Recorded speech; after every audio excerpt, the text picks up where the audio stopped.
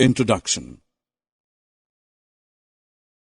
After heavy rain, the potholes were filled with muddy water.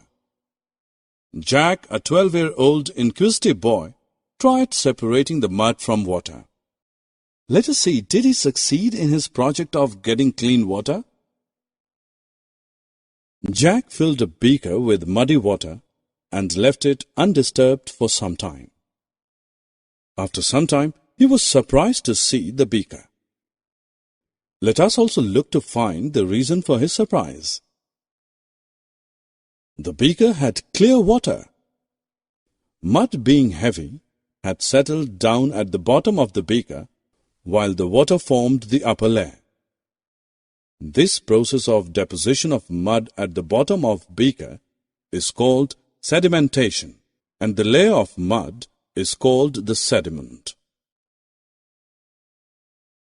Jack separated the upper layer of water from the mixture by gently pouring the clear water into another beaker without disturbing the sediment. This process of separation of a liquid from the sediment is called decantation. Similarly, there are other separation methods too. Let us discover them in this module. Children, after preparing tea, this tea stall owner pours the mixture into the tea strainer. The tea passes through the holes of tea strainer, leaving behind the tea leaves in it.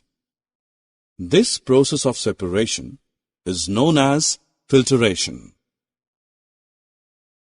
Filtration, however, cannot remove the solid substances dissolved in a liquid. Sometimes fine particles of the solid component pass through the strainer that is used as the medium for filtration. In such a situation, filter paper is used. A filter paper is a special paper which has millions of tiny holes in it. While the liquid can pass through these holes, the solid particles remain on the filter paper. The liquid which passes through the filter paper is called the filtrate. The solid particles that are left behind the filter paper are called the residue. Let us do a workout. If you are given a mixture containing water, sand and salt, how will you separate the three components from one another? You will leave the mixture undisturbed for a while to separate sand. Sand, which is heavy and insoluble in water, settles down at the bottom of container. The mixture is then separated by decantation to get sand.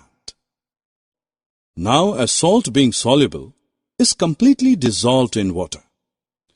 This is done through evaporation and condensation.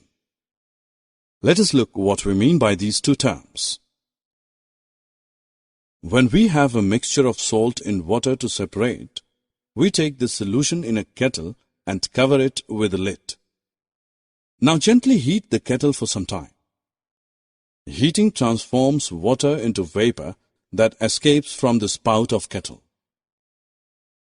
Continue heating till all the water gets converted into vapor and only salt is left behind in the kettle. Thus, salt dissolved in water can be separated from the water through this process. This process of conversion of water into vapor by heating is called evaporation. In order to obtain the water while heating the salt water, hold a plate containing ice just above the spout of the kettle. When the steam escaping through the spout comes in contact with the plate containing ice, it condenses and forms water. This process gives us back the water. This process of conversion of water vapor into water is called condensation. Water is a universal solvent. It dissolves many things, but there are certain items that do not dissolve in water. Collect sand, milk, lemon juice and wax. Also take some sugar and salt. Try to dissolve these materials in water separately. Make a table of your observations. Compare your observation table with the table shown on screen. Let us now do another workout. Take a beaker and dissolve some amount of salt in it. Go on adding salt to the solution. As long as the salt is dissolved in water, the solution is an unsaturated solution. But a stage will soon come when you will not be able to dissolve more salt in the solution. At this stage, the solution becomes saturated. Thus, a solution is said to be saturated if it cannot dissolve any more quantity of the given substance in it. Add a small quantity of salt to a saturated solution and heat it. What happens to the undissolved salt at the bottom of the beaker? Yes, it starts dissolving in the solution. Let this hot solution cool. Does the salt reappear to settle at the bottom of the beaker again? Yes, it does. Students, this activity shows that you can dissolve a large quantity of salt in water by heating. Summary. Let us summarize what we have learned. Sedimentation is the process by which the insoluble heavy particles in a liquid are allowed to settle down. Decantation is the process by which a clear liquid obtained after sedimentation is transferred into another container without disturbing the settled particles. Filtration is the process of separating an insoluble solid component of a mixture from its liquid component by passing the mixture through a filter.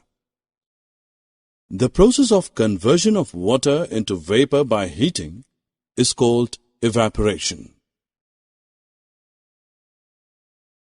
The process of conversion of water vapor into water is called condensation. A solution which can dissolve more quantity of a given substance in it is called an unsaturated solution, whereas a solution which cannot do so is said to be saturated.